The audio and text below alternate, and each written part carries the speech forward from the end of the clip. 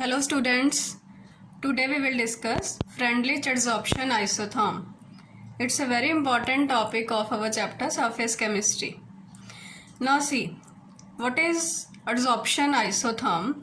Isotherm means temperature is constant. Isothermal जो conditions होती हैं वो हम तब word use करते हैं when temperature is constant.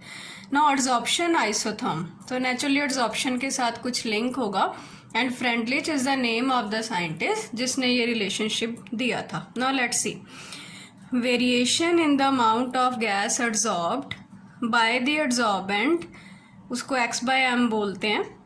Variation of amount of gas adsorbed by the adsorbent with pressure.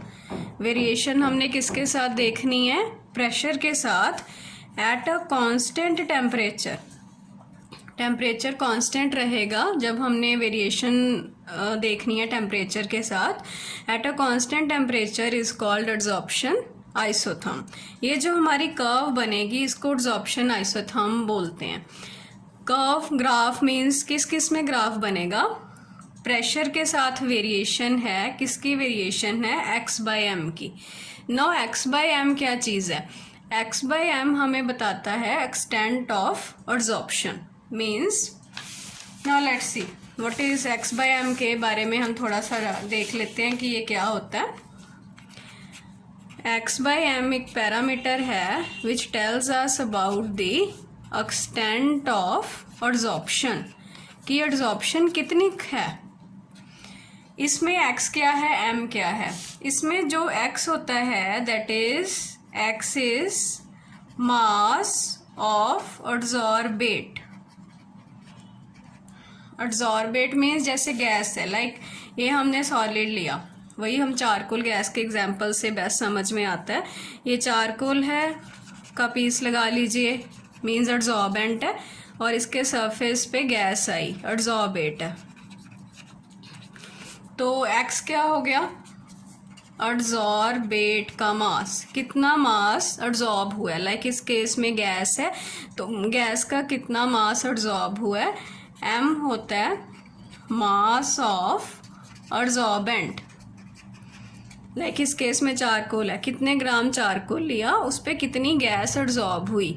ये जो एक्स बाय एम होता है it tells us about the extent of adsorption, कि कितने ग्राम पे per unit mass of adsorbent पे कितना adsorbate है. So x is mass of adsorbate and m is mass of adsorbent. Variation of extent of adsorption basically, कि कितनी adsorption हो रही है with pressure.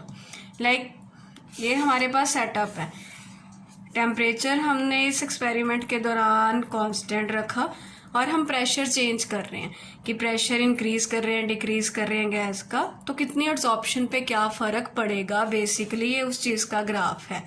So variation in what? Variation in x by m, variation in extent of adsorption with pressure at a constant temperature. Isotherm word आ गया तो temperature constant है. Constant temperature पे प्रेशर के साथ एड्सॉर्प्शन कैसे वेरी कर रही है, वो जो हमारा कर्व बनता है that is known as isotherm, adsorption isotherm.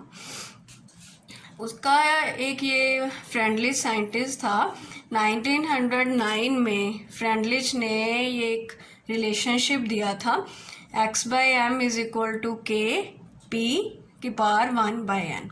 No x by m हमें पता चल ही गया क्या चीज़ है, हम यहाँ पे फिर दोबारा लिख लेते हैं. X is mass of adsorbate and m is mass of adsorbent. P यहाँ पे प्रेशर है. ये रिलेशनशिप फ्रेंडलिच ने हमें दिया था, ये हमें बताता क्या है? Variation in the extent of adsorption with pressure. यहाँ पे एन की values will be always greater than 1. ये कैसे हम देखते हैं? के एंड एन जो है वो क्या होते हैं? कॉन्स्टेंट्स हैं.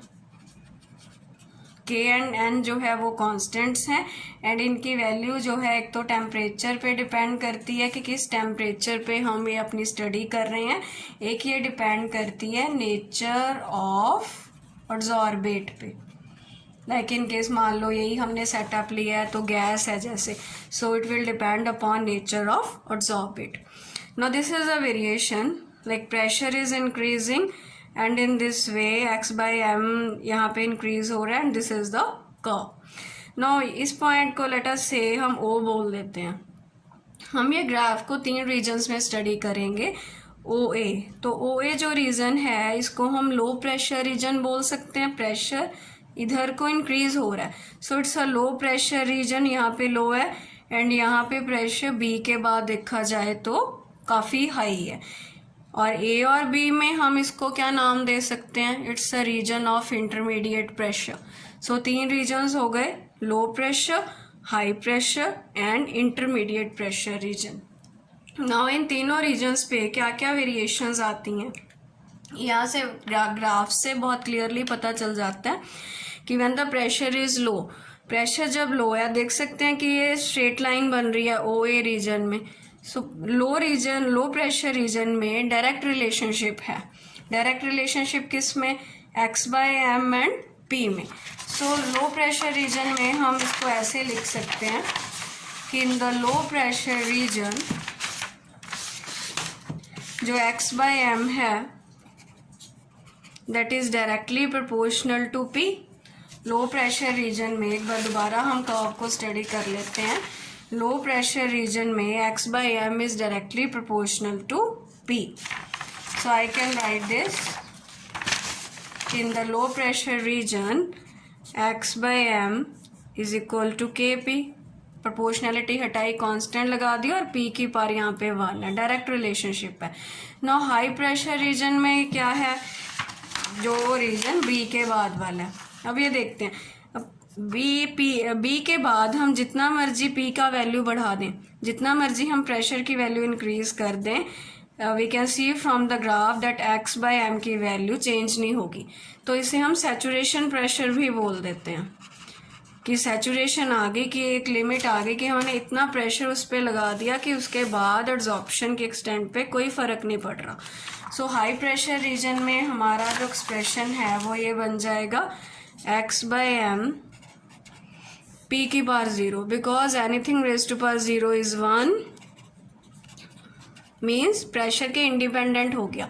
प्रेशर के इंडिपेंडेंट क्यों बोल रहे हैं, क्योंकि हमारा ये ऐसा कर्व था, ये हमने अभी पीछे देखा है, कर्व हमारा ऐसा था। तो जो B रीजन है, B के बाद आप जितना मर्जी प्रेशर इंक्रीज कर दो x बाय एम पे कोई फर्क नहीं पड़ रहा। इसका मतलब x बाय एम इंडिपेंडेंट हो जाएगा P पे एट हाई प्रेशर रीजन। उसके बाद at any intermediate range of pressure, intermediate means ये O था हमारा, ये A था, बीच में कोई भी इंटरमीडिएट रेंज हम ले लें, इसका मतलब P की वैल्यू 1 और 0 के बीच लाई करेगी।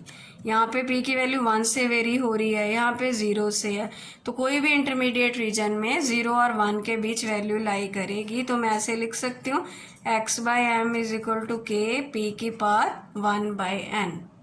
सो ये जनरल रिलेशनशिप बन जाता है, जबकि जो 1 बाय n की वैल्यू है it will vary from 0 to 1, 0 to 1 n by 0 to 1 1 by n की वैल्यू वेरी करेगी।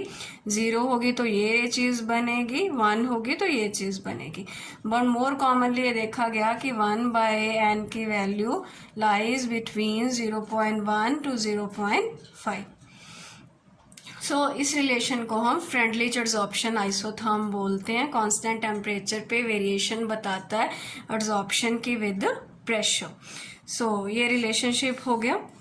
अब इसका हम लॉग लेके देखते हैं दोनों साइड। ये रिलेशनशिप का हम दोनों साइड लॉग ले लें तो ये हमारे पास बनेगा। अब इस चीज़ पे हम ये फॉर्मूला लगा सकते हैं, लॉग एम एन होता है log m plus log n, तो ये बन गया लॉग के प्लस लॉग पी की power 1 by n. There is one more relationship log x की पावर एन, तो ये एन आगे आ जाता होता है, जो पावर होती है लॉग में वो आगे आ जाती है। So it will be log के plus 1 by n log p. So ये रिलेशनशिप बन गया log x by m is equal to log k plus 1/n log p। इसका भी हम ग्राफ बना सकते हैं, y is equal to m x plus C.